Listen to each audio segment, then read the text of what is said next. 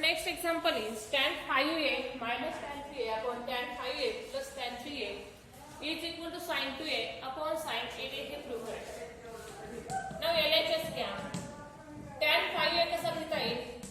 sin upon cos मध्ये द्या. minus tan 3a कसा लिहायचा? sin 3a upon cos 3a upon tan 5a परत sin 5a upon cos 5a plus sin 3a upon cos 3a. काय दिसते पहा? दोन टर्म्स त्यामध्ये मायनस आणि या दोन टर्म त्यामध्ये प्लस. तर आपल्याला काय करावं लागेल? क्रॉस मल्टिप्लिकेशन करावं लागेल. sin 5a into cos 3a minus sin 3a किंवा cos 5a अँगल सारखे घेतील असे घेऊया into sin 3a. डिनॉमिनेटरची टर्म काय आहे? cos 5a into cos 3a upon परत क्रॉस मल्टिप्लिकेशन ते सेम कसं येणार आहे?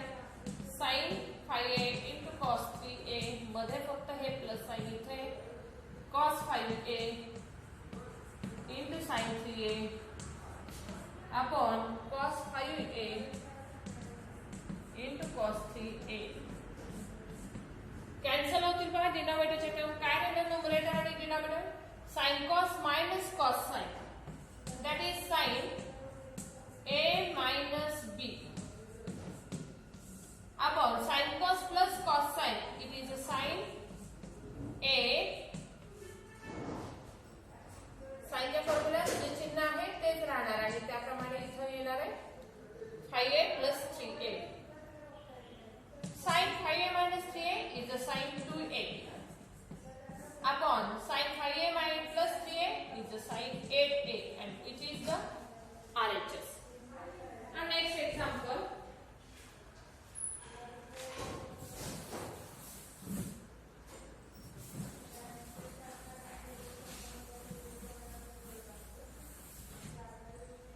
tan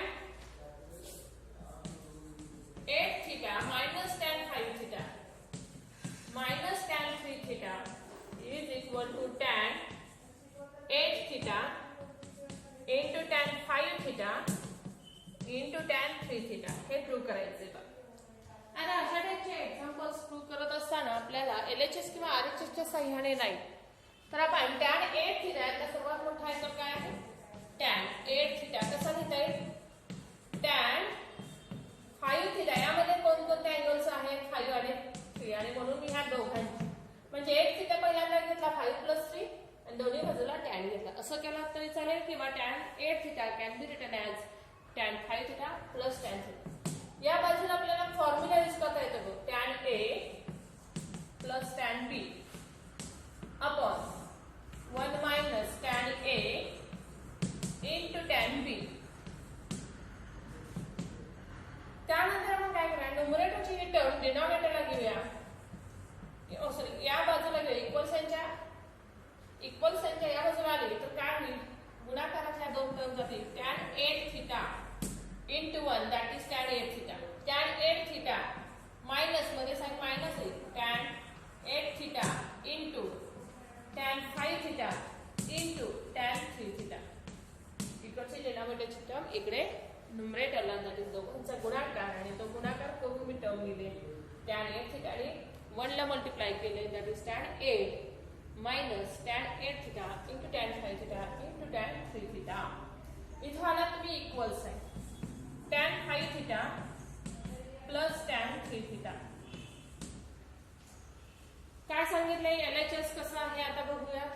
ही टर्म तिकडे आणि या दोन टर्म इकडे आणि म्हणून आपण इथे लिहू शकतो tan 8 theta minus tan 5 theta minus tan 3 theta is equal to tan 8 theta into tan 5 theta into tan 3 theta.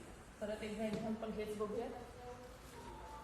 Prove करायचं आहे त्याप्रमाणे आपण काय केलंय? LHS is equal to RHS घेतलेलं नाही तर त्याच्याऐवजी आपण काय करतोय?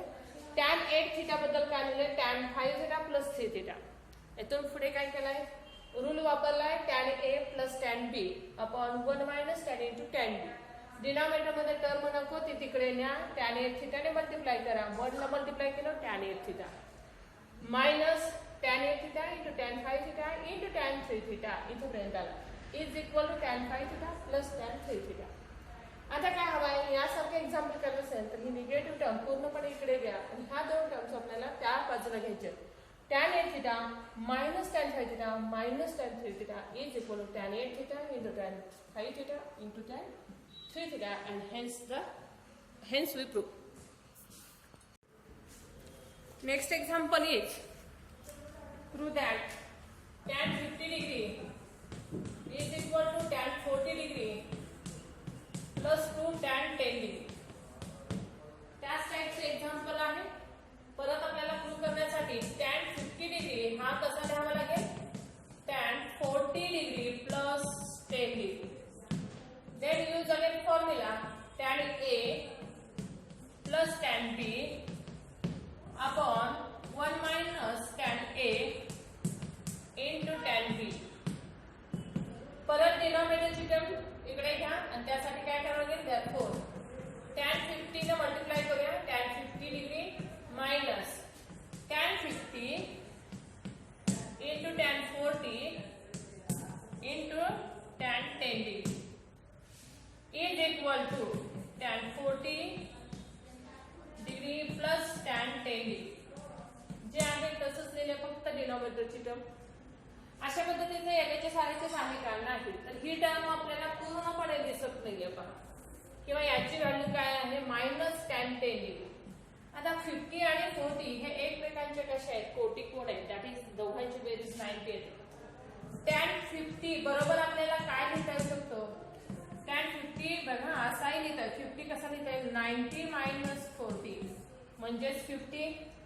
tan 90 minus theta is a cot theta, आणि म्हणून tan 50 ची व्हॅल्यू आपल्याला cot 40 वापरता येते, किंवा tan 40 ची व्हॅल्यू ही cot 50 पण लिहिता येते. यापैकी कोणतीही एक व्हॅल्यू आपण या एक्झाम्पल मध्ये यूज करूया. त्यापैकी आपण tan 50 बरोबर लिहिला,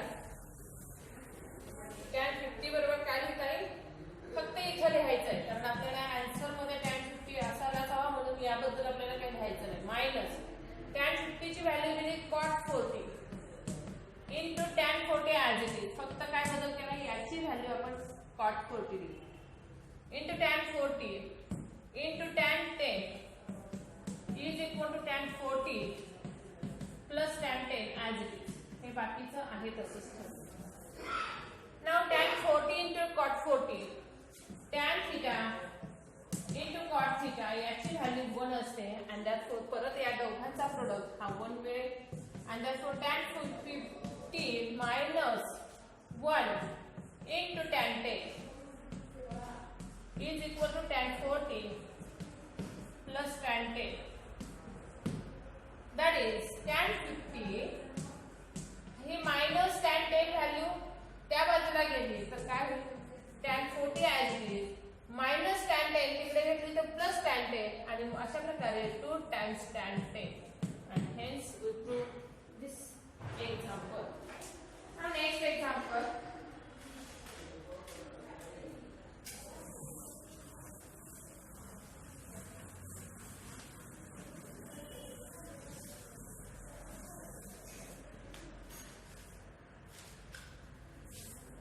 cos 27 plus sin 27 upon cos 27 minus sin 27 is equal to tan 17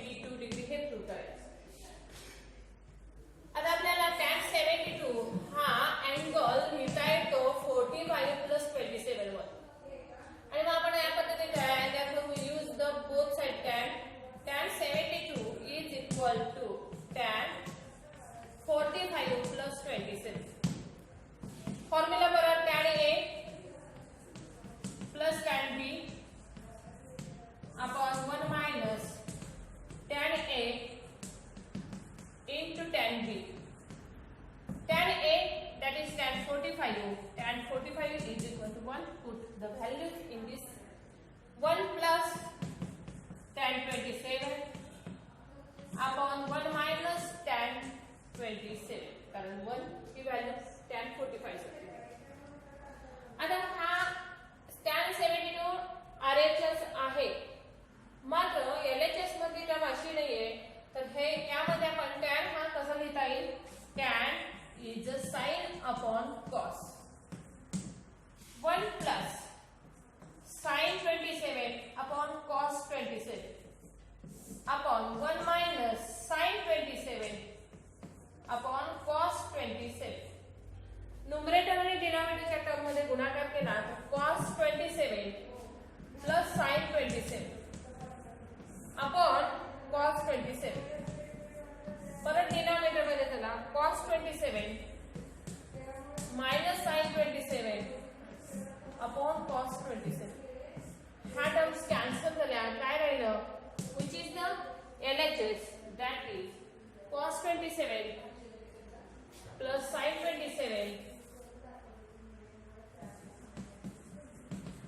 upon cos 27 minus sin 26. Hence we prove this. Our next example is अशाच प्रकारचा आणखी एक एक्झाम्पल आहे पहा.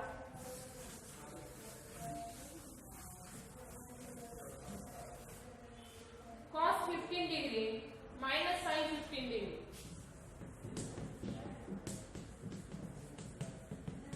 upon cos 15 degree plus sin 15 degree is equal to 1 upon root 3.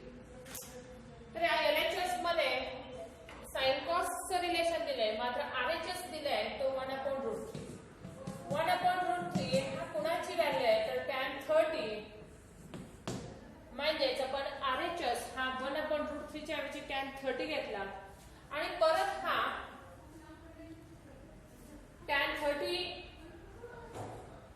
या पद्धतीने लिहिता येतो की tan 45 minus 15 degrees. हे सिम्प्लिफिकेशन आपण करत जाऊया. tan 45 minus 15 that is tan A minus tan B upon 1 plus tan A into tan B. परत tan 45 ची value again 1 minus tan 15 upon 1 plus tan 15. tan 15 परत काय लिहिता येतो? तर sin upon cos, कारण आपल्या आन्सर मध्ये sin upon cos मध्ये आन्सर असेल तर tan हा कन्वर्ट करा 1 minus sin 15 upon cos 15. डिनॉमिनेटरला चला 1 plus sin 15 upon cos 15.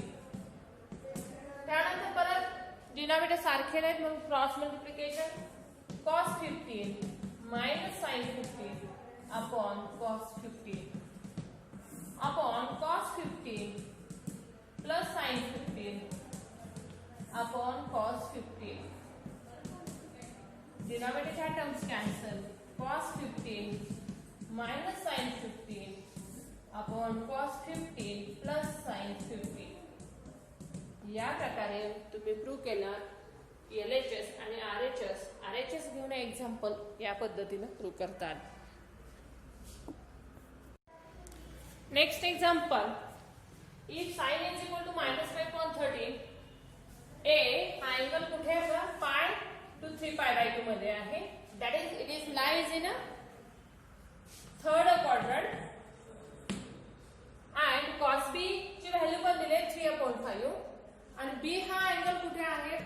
3 pi by 2 to 2 pi by 2, that is fourth quadrant. Then find the value. Then find value 1 sin A minus plus B cos A minus B tan A plus B. या values दिलेत आणि यावरून आपल्याला उरलेल्या values शोधायचे. यासाठी आता आपण परत sin A या किमतीवरून cos A शोधण्यासाठी आपण ट्रायंगलच्या सहाय्याने cos A ची व्हॅल्यू शोधूया. sin A बरोबर मायनस आहे, हा मायनस सध्या लक्षात घ्यायचा नाही, तो क्वाड्रंट मुळे मायनस आहे आणि आपण आता cos A काढूयात आणि मग तो कोणत्या क्वाड्रंट मध्ये येतो आणि त्या क्वाड्रंट मध्ये cos A ची किंमत कशी असते याचा विचार करू. sin A म्हणजेच काय? Opposite side upon hypotenuse. sin A 13, that is opposite side we have 13, 5 आणि hypotenuse आहे 30. तर adjacent side by Pythagoras theorem काय येईल? 5, 12, 13 ही पायथागोरसची काय आहे? ट्रिपलेट आहे आणि यावरून तिसरी बाजू 12 ही लिहिता आली. आता यावरून cos A डायरेक्ट लिहिता येतो का? Yes, cos A is 12/30. Values कुणाकुणाच्या काढायच्या आहेत? sin, cos, tan. tan ची पण किंमत आपल्याला लिहिता येईल. tan A is 5/12. आता ह्या दोन्ही किमती आपण जस्ट काढल्यात त्या करेक्ट आहेत का? ह्या केव्हा शोधायच्या? कशा शोधायच्या करेक्ट की नाही? थर्ड क्वाड्रंट मध्ये साइन ची व्हॅल्यू निगेटिव्ह आहे, तशीच कॉस पण निगेटिव्ह आहे म्हणून इथं मायनस येते. आणि थर्ड क्वाड्रंट मध्ये टॅन कसा असतो? यासाठी तुम्हाला सतत सांगितलेला हा formula all sine tan cos. Third quadrant कोण कोण निगेटिव्ह असेल? साइन पण निगेटिव्ह, कॉस निगेटिव्ह. कोण पॉझिटिव्ह? फक्त टॅन पॉझिटिव्ह आणि म्हणून टॅनची व्हॅल्यू इथं पॉझिटिव्ह येईल. हे झालं टॅन साइन ए वरून कॉस ए आणि टॅन ए च्या किमती काढल्या. नेक्स्ट असंच आपल्याला आणखी शोधायचे आहे. कॉस बी हा दिलेला आहे, हा किती दिलेला आहे? हा बी घेतला तर adjacent side upon हायपोटेन्यूस is cos theta. मग हा समोरची बाजू काय येईल? तर 3, 3, 4, 5 ही पायथागोरसचे ट्रिपलेट्स आहेत आणि म्हणून जो नाही तो नंबर इथे. यावरून तुम्हाला कोणती व्हॅल्यू दिली आहे? कॉस बी दिलेला आहे. साइन बी काय सांगा? is 3/5. sin b is 4/5 आणि tan b काय लिहिता येईल? is 4/3. आता ह्या करेक्ट करण्यासाठी याच्या साइन्स बघा. फोर्थ क्वाड्रंट कोण पॉझिटिव्ह? कॉस पॉझिटिव्ह आणि म्हणून उरलेले निगेटिव्ह. कोण कोण निगेटिव्ह? साइन ची व्हॅल्यू निगेटिव्ह, टॅन ची व्हॅल्यू ही निगेटिव्ह. अशा प्रकारे आपण किमती आधी काढून घेतलेल्या आहेत. आता नेक्स्ट आपण पहिली व्हॅल्यू शोधणार आहोत. पहिली sin A plus B. यासाठी परत formula sin cos plus cos sin. किमती सर्व समोर आहे. sin A इथं आहे का? -5/13 ब्रॅकेट टाकूया. cos B इकडे ना cos B 3/5 plus cos A -12/13 sin B is -4/5. बघा 13/65 डिनॉमिनेटर राहिला 65, 5 × 15 -50 5/48 plus 48/65 -50 plus 48 is a plus 33/65 is the value of sin A plus B. Next कोण शोधायचे आहे बघा आपल्याला? cos A minus B. परत आपण इथं बदलूया. cos A minus B याची किंमत मी इथं लिहिते 33/65 आली. cos A minus B formula लिहा. cos cos plus sin sin. किमती वरती आहे पुट करा. cos A -12/13 cos B is a 3/5 sin A is -5/13 sin B is -4/5 बाजूची बारीक 36 -36/65 plus 5/20 plus 20/65 -36 plus 20 is a -16/65. आणि लास्ट आपल्याला किंमत करायची आहे tan A plus B. tan A plus B साठी काय करावं लागेल? Formula tan A plus tan B upon 1 minus tan A into tan B. tan A ची किंमत काढणे पहा आपण इथं 5/12 plus tan B -4/3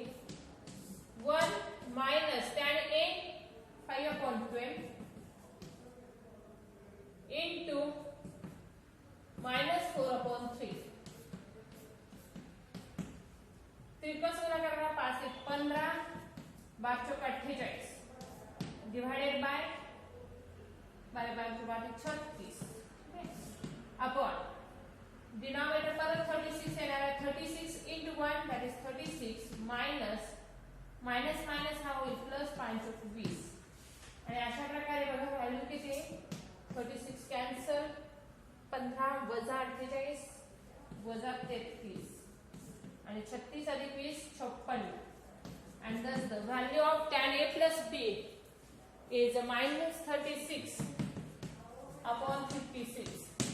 Cos A minus B is minus 16 upon 65. अशा प्रकारे आपल्याला या टाइपची एक्झाम्पल्स असतील तर तुम्ही ट्रायंगलच्या सहाय्याने हे एक्झाम्पल लेंदी आहे ट्रायंगलच्या सहाय्याने काय करा पायथागोरसचे ट्रिपलेट्स शोधा त्यावर उरलेल्या किमती शोधून घ्या आणि नंतर फॉर्म्युले यूज करून तिथे त्या व्हॅल्यूज नोट करा आणि एक्झाम्पल सोडवा.